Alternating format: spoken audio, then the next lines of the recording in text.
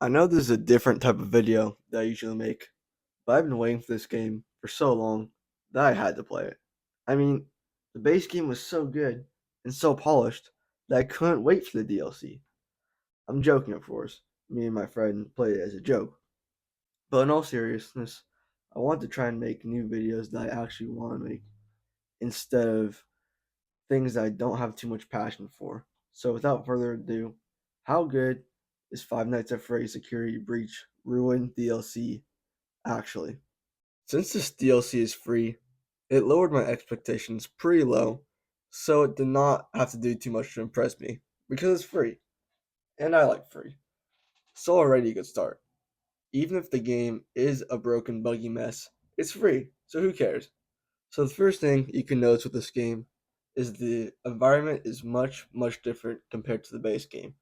It really feels as if Steelwool was trying to create a horror game instead of a kids game, but it's still a kids game. You can tell that the devs were trying for a horror besides just the environment because there are a lot more jump scares and loud noises trying to scare me. It even startled me once, which was a first for Security Breach.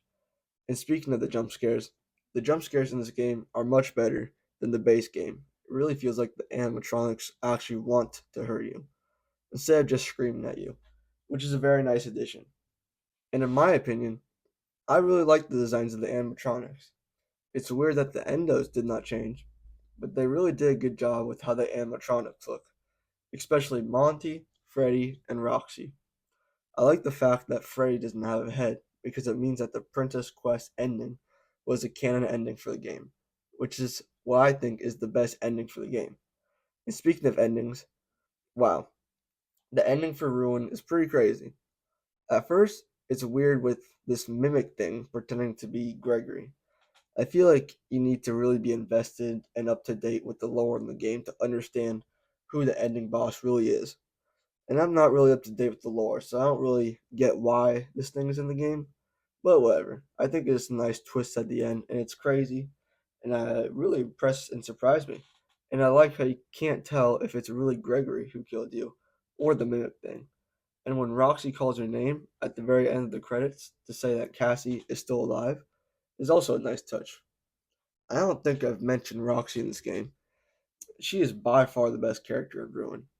I didn't really want to deactivate her because she actually didn't want me dead, unlike every other animatronic. And to see her fight off the mimic for me was a relief to see that she didn't really die.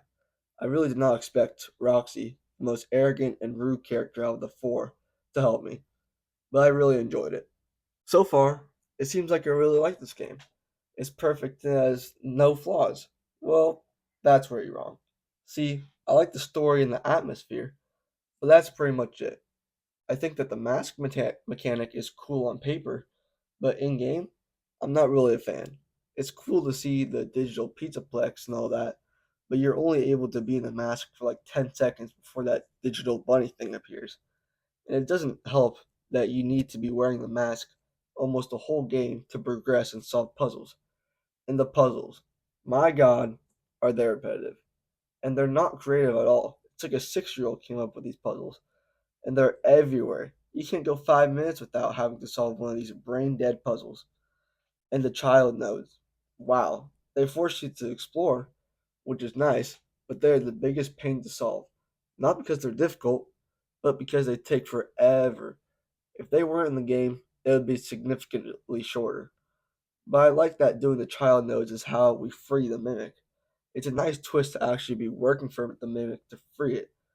But that's the only good thing about these child nodes. Now let's talk about the performance and the glitches. Now if you play it on PlayStation 4, it's a laggy mess. But the glitches weren't really bad at all. I only remember the game glitching once or twice. Although my game did crash twice, which sucked. And every time you died, it took forever to load back in. Like it took 30 seconds to load the save every time you die, which was not good. It made me lose my patience a few times. So I would recommend playing this game on a more powerful console. So in conclusion, FNAF Ruin has a neat story, but the gameplay is by far its biggest weakness, with repetitive and boring puzzles, along with some performance issues. But the story and the characters are definitely a strong point, with some twists and turns that definitely surprised me. So I would recommend this game. Well, if you already have the base game, then yeah, get this, it's free. But if you don't already have this game, I would not recommend dropping $40 on this. So overall, I would rate this game a solid 6 out of 10. And that's the end of the video. I hope you enjoyed it. And if you like this kind of content, I've been wanting to make more of this kind of stuff. So please let me know.